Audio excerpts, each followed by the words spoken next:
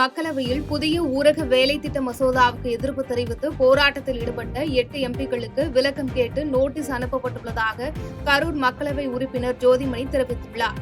மக்களவையில் கடந்த 18ஆம் தேதி புதிய ஊரக வேலை திட்ட மசோதா தாக்கல் செய்யப்பட்ட போது அதற்கு எதிர்ப்பு தெரிவித்து போராட்டத்தில் ஈடுபட்ட 8 எம்பிக்களுக்கும் விளக்கம் கேட்டு மக்களவையின் மரபை மீறி நடந்து கொண்டதாக நோட்டீஸ் அனுப்பப்பட்டுள்ளதாக கண்டனம் தெரிவித்தார்.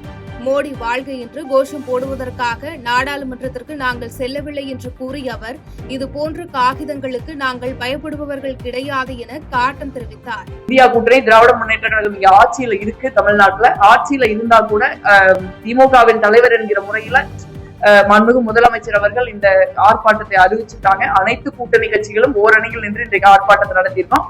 அதனால இந்த மாதிரி காகிதங்களுக்கெல்லாம் பயப்படுகிற ஆட்கள் நாங்கள் அல்ல என்பதை நரேந்திர மோடி அரசாங்கத்திற்கும் இதை மூவ் பண்ணிருக்கிற பாஜக எம்பிக்களுக்கும் நாங்கள் சொல்றோம். மாமல்லபுரத்தில் உள்ள பிரபல தனியார் கலைக்கல்லூரியில் பிகாம் துறை பேராசிரியர் ஒருவர் கல்லூரி நிர்வாகத்திடம் செலுத்துவதாக கூறி 25 மாணவர்களிடம் பணம் பெற்றுவிட்டு தப்பியோடியுள்ளதாக மாணவர்கள் புகார் அளித்துள்ளனர். செங்கல்பட்டு மாவட்டம் மாமல்லபுரம் அடுத்த பூஞ்சேரியில் உள்ள ஒரு தனியார் கலைக்கல்லூரியில் பிகாம் துறை தலைவராக பணியாற்றி வருபவர் பேராசிரியர் சரவணகுமார். இவர் திண்டுக்கல் அடுத்த அக்கம்பட்டி கிராமத்தைச் சேர்ந்தவர் ஆவார். இந்த நிலையில் பிகாம் துறை பேராசிரியர் சரவணகுமார் கல்லூரி நிர்வாகத்திடம் செலுத்த வேண்டும் என்று கூறி 25 மாணவ மாணவிகளிடம் ரூபாய் 20,000, 30,000, 50,000 என தவணை முறையில் ஜிபே மூலமும் ரொக்க பணமாகவும் மொத்தம் 5 லட்சம் ரூபாய் வசூலித்துள்ளார்.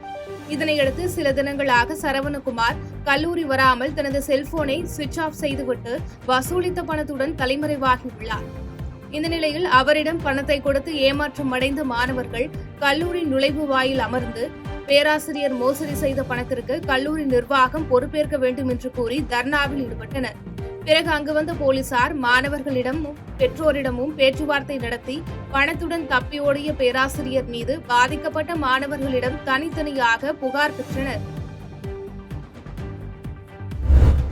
நாடு முழுவதும் இன்று கிறிஸ்துமஸ் நிகழ்வு கோலாகலமாக கொண்டாடப்பட உள்ள நிலையில் சென்னையில் உள்ள முக்கிய கிறிஸ்தவ திருத்தலங்களில் வண்ண விளக்குகள் போடப்பட்டு தேவாலயங்கள் ஜொலிக்கின்றன. அந்த வகையில் சென்னையில் பிரபலமான தேவாலயங்களில் ஒன்றான பெசன்ட் நகர் அன்னை வேளாங்கண்ணி திருத்தலம் முழுவதும் கிறிஸ்துமஸ் பண்டிகையை ஒட்டி வண்ண விளக்குகள் போடப்பட்டு இரவு முழுவதும் கிறிஸ்தவர்கள் சிறப்பு கூட்டு பிரார்த்தனையில் ஈடுபட்டனர்.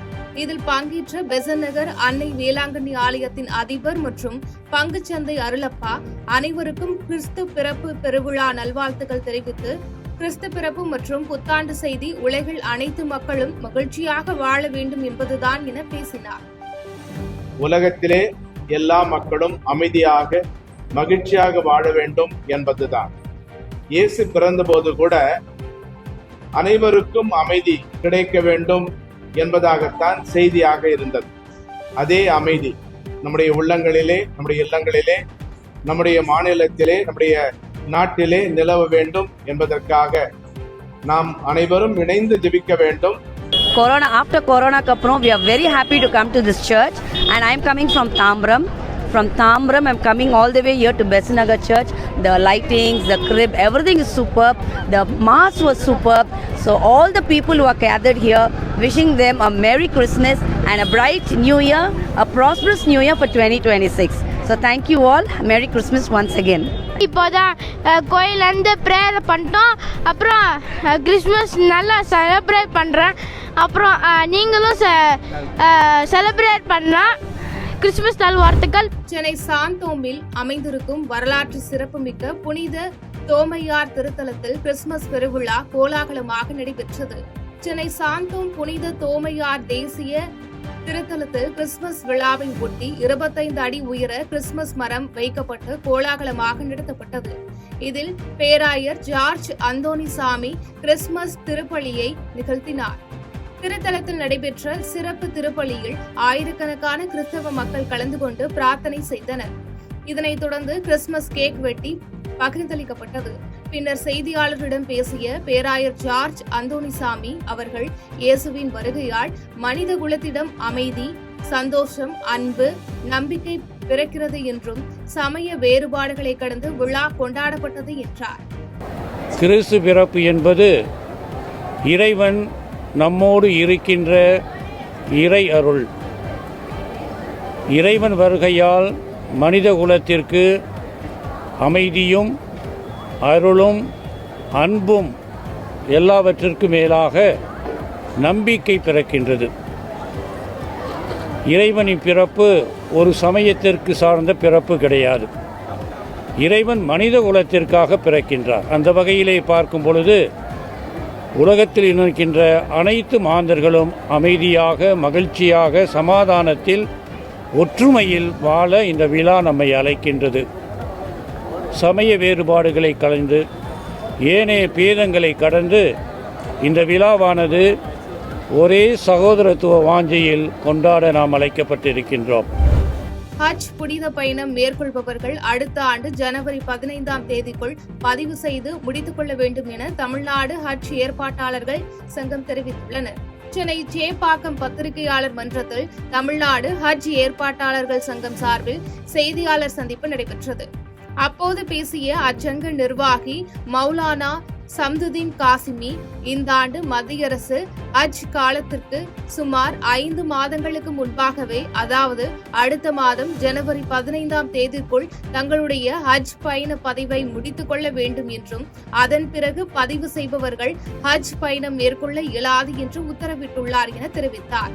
மேலும் முறைகேடுகளையும் போலிகளையும் தவிர்ப்பதற்காக அரசு அங்கீகரிக்கப்பட்ட ஹஜ் நிறுவனங்களிடம் மட்டுமே ஹஜ் புனித பயணம் மேற்கொள்பவர்கள் பதிவு செய்யுமாறு கேட்டுக்கொண்டார். மத்திய அரசு ஒரு அறிவிப்பு செய்திருக்கிறார்கள். அதாவது ஹஜ் காலத்திற்கு சுமார் 5 மாதங்களுக்கு முன்பே, ஹஜ் காலம் என்பது மே ஜூனில், அதற்கு 5 மாதங்களுக்கு முன்பே, அதாவது வரக்கூடிய ஜனவரி 15ஆம் தேதிக்குள் இவ்வாண்டு ஹஜ் செய்யக்கூடிய அத்தனை யாத்ரீகர்களும் பதிவு செய்து முடித்துவிட வேண்டும். ஜனவரி 15ற்கு அப்புறம் பதிவு செய்பவர்கள் ஹஜ் செய்ய முடியாது, அவர்கள் விண்ணப்பம் ஏற்றுக்கொள்ள முடியாது என்ற ஒரு அதிரடி உத்தரவை வரலாற்றில் முதல் முறையாக, இதுவரை இல்லாத ஒரு நடைமுறையாக முதலாக மத்திய அரசு அறிவித்தார்கள். ஆனால் இதை பற்றி பொதுமக்களுக்கு இந்த விஷயம் தெரியாததினால் பொதுமக்கள் கவனக்குறைவாக இருக்கின்றார்கள். ஆகவே நாங்கள் பொதுமக்களிடத்தில் கேட்டுக்கொள்ளக்கூடிய மிக முக்கியமான அழுத்தமான செய்தி என்னவென்றால், வரக்கூடிய ஜனவரி 15ஆம் தேதிக்குள் 2026ஆம் ஆண்டு ஹஜ்ஜுக்கு செல்லக்கூடிய ஹாஜிகள் தயவு செய்து தங்களுடைய விண்ணப்பங்களை பதிவு செய்து முடித்துவிட வேண்டும்.